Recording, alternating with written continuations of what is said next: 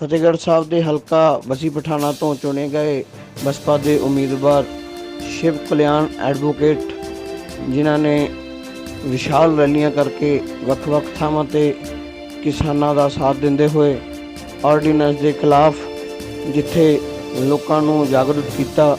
हर एक ऑर्डीनेंस जो कि 3 तरह का जारी किया गया है उसकी हर एक गल नूं दसदे हुए बयान करते हुए उन्होंने लोगों को चानना पाया और दस्या कि की हालात हो सकते हैं इस ऑर्डीनेंस के बाद अगर असी एकजुटता होकर किसानों के नाल नहीं खड़ांगे और हर समय किसानों के नाल खड़न का उन्होंने वादा भी किया।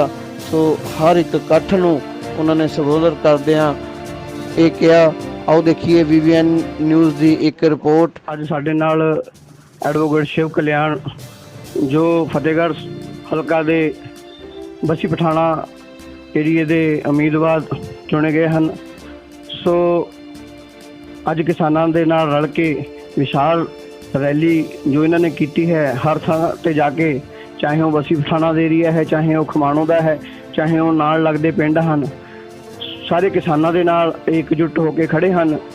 आओ जानते हाँ इन्हां दी अपनी राय एडवोकेट शिव कल्याण दे नाल। BBN एडवोकेट शिव कुमार कल्याण, मैं जिहड़ा बसपा दे कोआर्डीनेटर दे तौर ते इत्थे दसना चाहुंदा बसी पठाना दे हलके जो भी किसानां वल्लों अज दी 25 तरीक की भारत बंद की काल दी गई है वो बसपा ने पूरी सपोर्ट की है और मजदूर ते किसान का रिश्ता जिहड़ा वो 9 मास का रिश्ता वा इस नूं बरकरार रखण लई, क्योंकि जे अज किसानी साडी इस ऑर्डीनेंसां दे राहीं रुलदी आ तां मजदूर नूं भी रुलना पऊगा दर इसलिए सानू इन्हां नूं बचाउणा पऊगा, सानू साडे बाजार नूं बचाउणा पऊगा, क्योंकि इसका सारी मार्केट ते भी असर पऊगा। जिस तरह केंद्र सरकार ने लोकतंत्र दीआं धज्जियां उड़ा के लोकतंत्र ते एक तरह का उन्होंने इन्ना माड़ा बिहेवियर किया लोकतंत्र नाल कि सानू कहते हुए शर्म आउंदी आ बई अजिही सरकार केंद्र दी जिथे राज्य सभा च भी उन्होंने 11 मैंबर घट सी उस ऑर्डीनेंस नूं उन्होंने धक्के नाल पास करके अगे बिल बनाउण दा मसौदा तैयार कर लिया।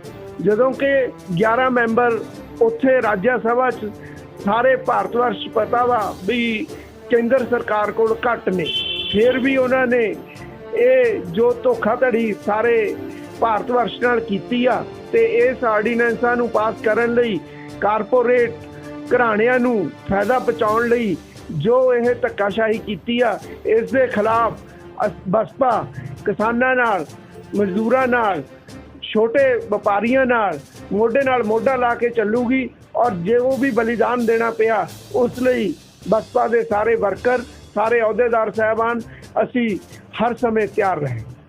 किसान यूनियन के प्रधान बलबीर सिंह राजेवाल वालों कहा गया है कि 1 तरीक नूं असी रेल रोको अंदोलन जब तक जारी रखांगे जब तक यह ऑर्डीनेंस वापस नहीं लिया जाता। ये बारे आप जी का की ख्याल है कि बसपा दे नाल ही तुर के ये जो रेल रोको अंदोलन दे विच हिस्सा लैणगे जां इत्थे तक ही असी सीमित रहांगे?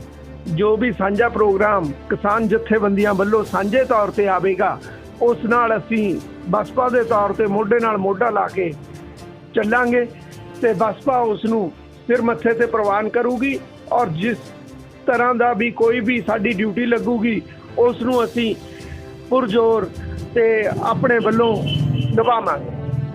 ਤੁਹਾਨੂੰ ਕੀ ਲੱਗਦਾ भी ये जो ऑर्डीनेंस भी वापस लिता जाऊगा ਜਾਂ इसी तरह संघर्ष जारी रहणगे? जरूर, क्योंकि लोक संघर्ष आ जिहड़ा लोकां दा जदों संघर्ष शुरू हो जाता तां चाहे कोई भी सरकार होवे, कोई भी नेता होवे तां उस नूं लोकां दी आवाज़ अगे लोकां अगे झुकना पैंदा वा। लोकां तो वध के कुछ भी नहीं हैगा। ठीक है जी, शुक्रिया। भारतीय किसान यूनियन दे अहुदेदार साहबान ते बाकी यूनियन दे सारे अहुदेदार साहबान, मजदूर यूनियन दे अहुदेदार साहबान, क्योंकि अज का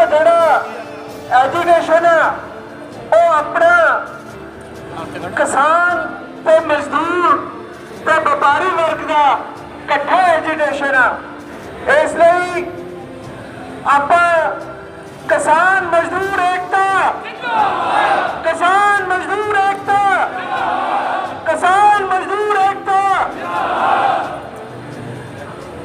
ये जड़े एक्ट पास किए गए ने, ये कोई एक एक्ट नहीं है, 3 एक्ट है अड अड, जेड़े अदा नाम फार्मर्स के नाम से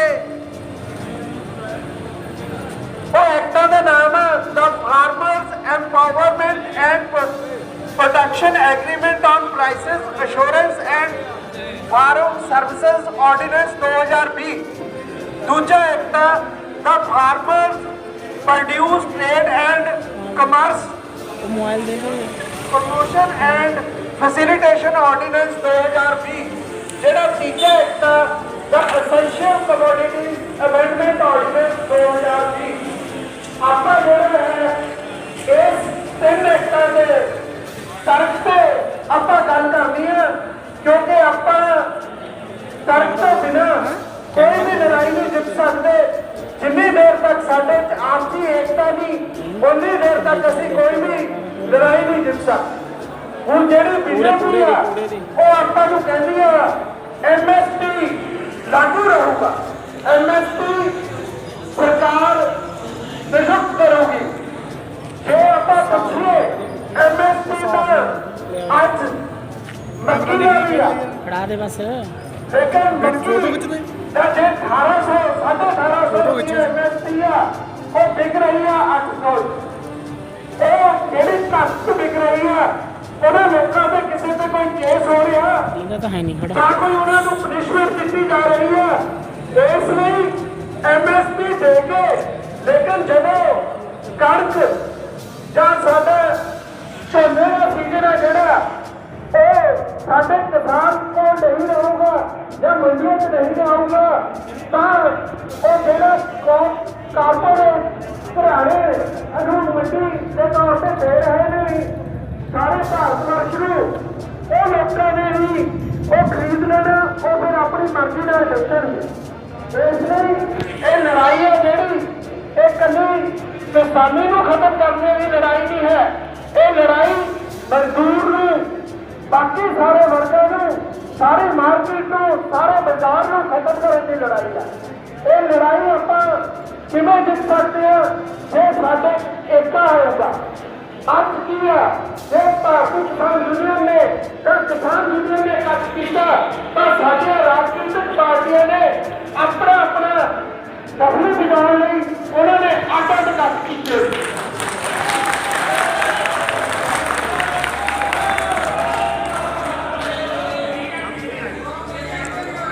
ਇਹ ਕੱਟ ਜਾਂ ਇਸ ਤਰ੍ਹਾਂ ਦੀਆਂ ਲੁਕੀਆਂ ਛੁਪੀਆਂ ਚਾਲਾਂ ਨੂੰ ਹੁਣ ਸਾਡੀ ਜਨਤਾ, ਸਾਡਾ ਸਮਾਜ ਸਾਰਾ ਸਮਝਦਾ ਔਰ ਆਉਣ ਵਾਲੇ ਟਾਈਮ ਇਹਨਾਂ ਗੱਲਾਂ ਦੀ ਭਾਜੀ ਮੋੜੂਗਾ।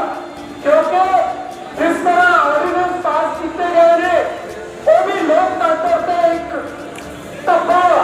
ਕਿਉਂਕਿ ਜੇ ਅੱਜ ਤੁਸੀਂ ਦੇਖੋ ਰਾਜ ਸਭਾ ਅੱਜ ਵੀ ਮੋਦੀ ਸਰਕਾਰ ਦੇ 11 ਮੈਂਬਰ ਘੱਟ ਨੇ, ਲੇਕਿਨ ਉੱਥੇ ਇੱਕ ਮੈਂਬਰ ਦੇ ਦੋਨੋਂ ਹੱਥ ਖੜੇ ਕਰਾ ਕੇ ਇਹ ਆਰਡੀਨੈਂਸ ਪਾਸ ਕੀਤੇ ਗਏ। ਲੇਕਿਨ ਉਹ ਆਰਡੀਨੈਂਸ ਕਦੋਂ ਦੁਬਾਰਾ ਕੋਈ ਰਾਜ ਸਭਾ ਜਾਣਗੇ ਜੇ ਆਪਾਂ ਲੋਕਾਂ ਦਾ ਡੰਡਾ ਕਾਇਮ ਹੋਵੇਗਾ। ਇਸ ਲਈ ਆਪਾਂ ਨੂੰ ਸਾਰਿਆਂ ਨੂੰ ਅੱਗੇ ਆਉਣਾ ਪਊਗਾ, ਅੱਗੇ ਆਉਣਾ ਪਊਗਾ ਤਾਂ ਜੋ ਆਪਾਂ ਆਪਣੇ ਬੱਚਿਆਂ ਨੂੰ, ਆਪਣੀ ਜਨਰੇਸ਼ਨ ਨੂੰ ਇਹ ਦੱਸ ਸਕੀਏ ਵੀ ਅਸੀਂ ਤੁਹਾਡੇ ਲਈ ਆਹ ਸੰਘਰਸ਼ ਕੀਤਾ ਸੀ, ਅੱਜ ਤੁਸੀਂ ਤਾਂ ਇਸ ਕੰਪਨੀਆਂ ਦੇ ਮਾਲਕ ਬਣ ਬੈਠੇ। ਇਸ ਲਈ ਸਾਰਿਆਂ ਨੂੰ ਬੇਨਤੀ ਹੈ ਵੀ ਇੱਕ ਝੰਡੇ ਥੱਲੇ, ਇੱਕ ਡੰਡੇ ਥੱਲੇ ਆਪਾਂ ਇਕੱਠੇ ਹੋਈਏ ਤਾਂ ਜੋ ਵੀ ਅੱਜ ਦੀ ਇਸ ਅਕਾਦਮਿਕ ਯੂਨੀਅਨ ਵੱਲੋਂ ਜੋ ਵੀ ਫੈਸਲਾ ਕੀਤਾ ਜਾਊਗਾ ਉਸ ਨਾਲ ਅਸੀਂ ਤਨੋ ਮਨੋ ਧਨੋ ਨਾਲ ਖੜਾਂਗੇ ਔਰ ਆਉਣ ਵਾਲਾ ਸਮਾਂ ਵਾ ਉਹ ਹਰ ਤਰ੍ਹਾਂ ਦੇ ਬਲੀਦਾਨ ਲਈ ਅਸੀਂ ਤਿਆਰ ਹਾਂ। ਸਾਰਿਆਂ ਨੂੰ ਵਾਹਿਗੁਰੂ ਜੀ ਕਾ ਖਾਲਸਾ, ਵਾਹਿਗੁਰੂ